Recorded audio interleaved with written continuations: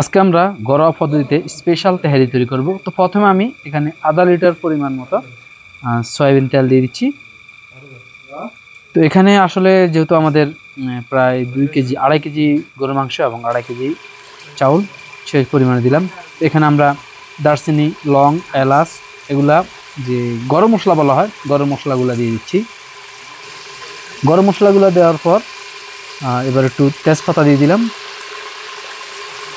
দারচিনি দিয়ে দিলাম। এবার এর সাথে আমরা মশলাটা একটু গরম হয়ে আসলে ভালো করে পেঁয়াজ দিয়ে দিলাম।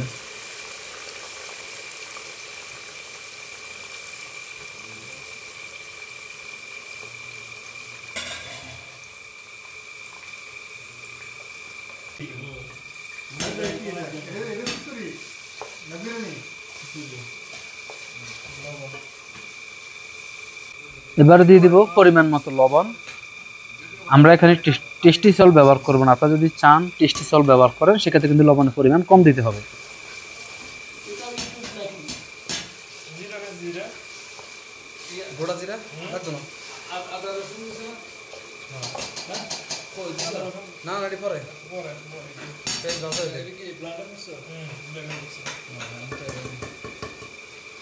আজকের তেহারির সাথে আমরা রেডিমেড প্যাক ব্যবহার করব।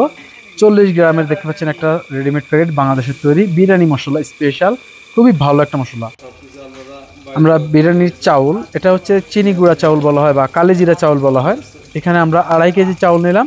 2.5 কেজি চাউল আমরা ভালো করে ধুয়ে নেব।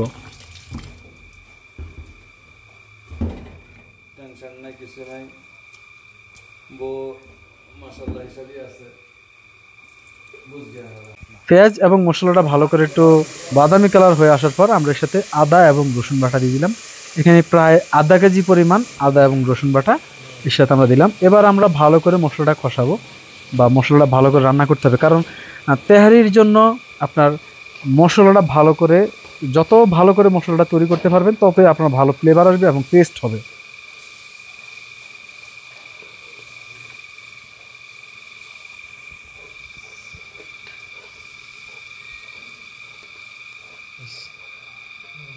আদা এবং রসুনটা প্রায় 2 মিনিটের মতো কষানোর পর আমরা এর সাথে এবার রাঁধুনি স্পেশাল মিক্স মশলা দিয়ে দিব।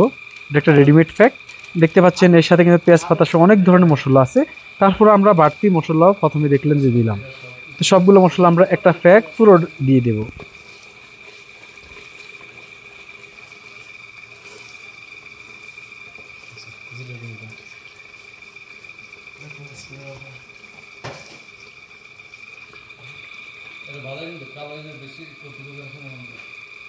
মশলাটা 5 মিনিট কষানোর পর এর সাথে আমরা এবার জিরার গুঁড়া দিয়ে দিব। এখানে প্রায় আমরা 2 টেবিল চামচ পরিমাণ জিরার গুঁড়া ব্যবহার করলাম।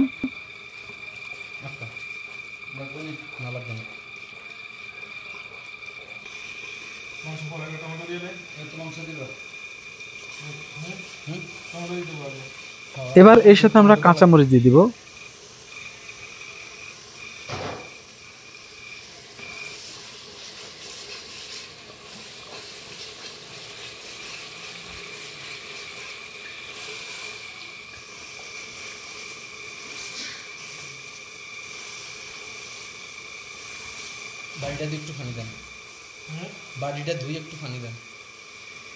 এবার দিয়ে দিব টমেটো কাটা। আপনারা যদি টমেটো না থাকে সস ব্যবহার করেন কোনো সমস্যা নাই, টমেটো সস ব্যবহার করতে পারেন।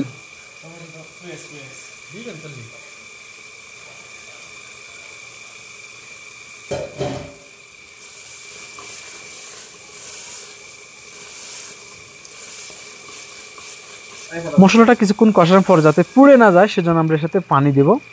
অল্প পরিমাণে পানি দিবেন আপনি, একেবারে বেশি না, যাতে মাংসটা আর মশলাটা না পোড়া যায় আর কি।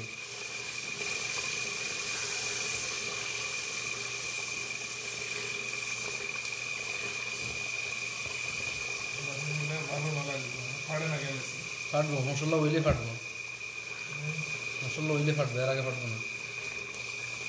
মশলা ওই গেলে এলাচি ফাটবো, ফ্লেভার আসবে দেখুন অন্যরকম।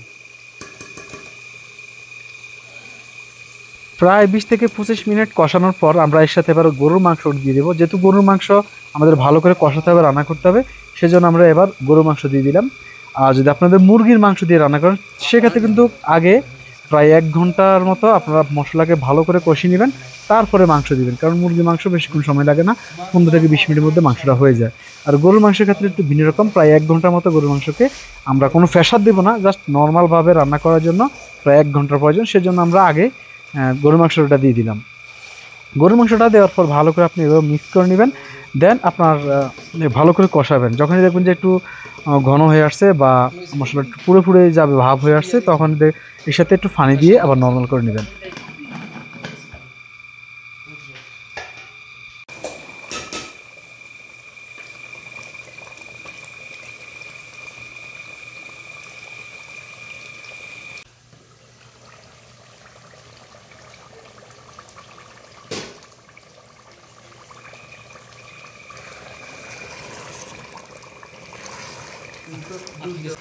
আসলে আমাদের গরুর মাংসটা ভালো পড়ছে, সেই জন্য প্রায় 40 মিনিটের মধ্যে আমাদের গরুর মাংসটা কোনো প্রেসার দেওয়া ছাড়াই নর্মালি সিদ্ধ হয়ে গেছে দেখেন। তারপর আমরা আবারও চেক করে নিচ্ছি। টোটালি আমাদের পুরোপুরি এই গরুর মাংস এবং মশলাটা রান্না শেষ। আমরা আবার চাউল বসাবো।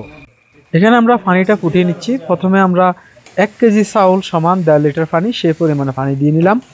আর আমাদের 2.5 কেজি চাউলের জন্য যতটুকু প্রয়োজন, যতটুকু পানি প্রয়োজন ততটুকু আমরা পানি দিয়ে দিলাম।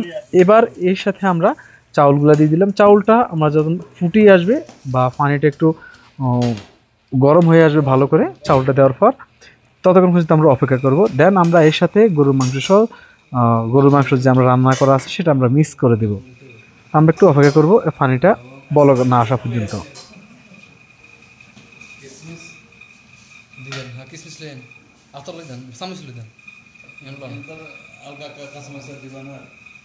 এর সাথে আমরা কিছু কিশমিশ ব্যবহার করব এবং লবণ ব্যবহার করব। আপনি পরিমাণ মতো কিশমিশ এবং লবণ দিয়ে দিবেন। কিশমিশ না দিলেও হবে, কোনো সমস্যা নেই।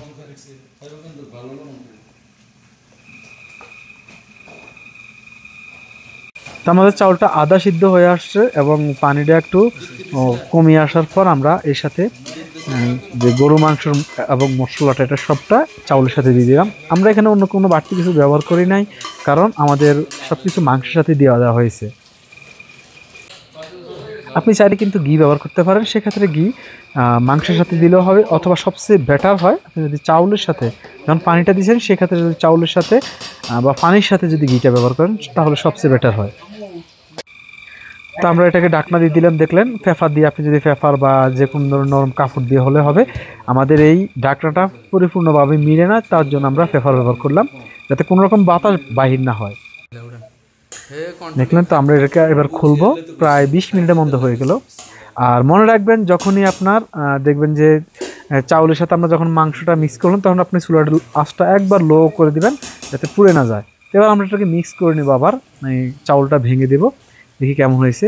যেহেতু এখানে দেখতে পাচ্ছেন উপরে সাদা চাউলটা বেশি আছে, চাউলের উপরে এবং নিচের অংশ সব আমরা একসাথে মিক্স করে দেব।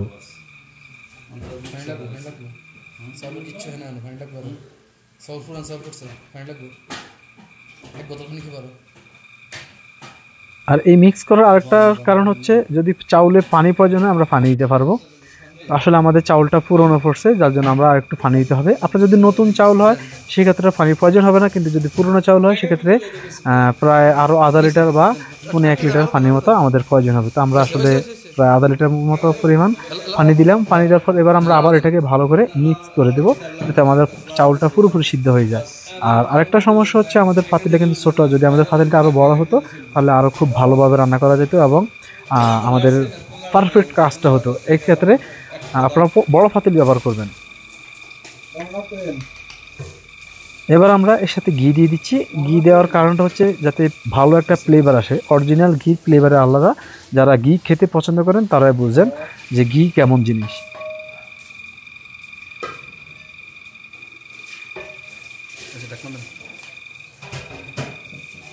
ঘি দেওয়ার পর আমরা আবারও ঢাকনা দিয়ে দেবো, মানে দম দিয়ে দেবো। প্রথমে আমরা দম দিলাম, আবার আমরা দম দিয়ে দিলাম। তো আমাদের মোটামুটি রান্না শেষ। জাস্ট এখন আমরা পরিবেশন করবো একটু পরে। তারপর আমরা আরও চুলার মধ্যে 5 থেকে 10 মিনিট রাখিয়ে দেবো।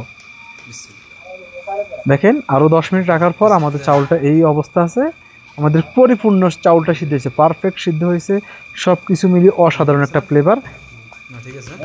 এবার আমরা আবার চাউলটাকে ভেঙে দেব। আপনি যদি না ভাঙেন তাও হবে, কিন্তু আমরা চাউলটা ভেঙে দেবো যেহেতু আমাদের পাতিলটা ছোটো, পারফেক্টলি মিক্স হওয়ার জন্য এবং পারফেক্টলি সিদ্ধ হওয়ার জন্য আমরা এই ব্যবস্থাটা করতেছি। অন্যথায় আপনারা রান্না শেষ পরিবেশনের আগে ভাঙবেন। আমাদের পরিপূর্ণ রান্না শেষ এবং আমাদের এটা মিক্স করা শেষ, জাস্ট এখন পরিবেশনের পালা। অসাধারণ আমাদের চাউল এবং মাংস দেখতে পাচ্ছেন, অসাধারণ মিক্স হয়েছে। আর এইভাবে আপনারা বাসা বাড়িতে বা যে কোনো অনুষ্ঠানের জন্য এইভাবে তেহারি রান্না করতে পারবেন, আশা করি বুঝছেন। আর কেমন হয়েছে কমেন্টে লিখবেন। আজকের জন্য পর্যন্তই, বাই বাই, টাটা, আসসালামু আলাইকুম। সবাই চ্যানেলটিকে সাপোর্ট করবেন।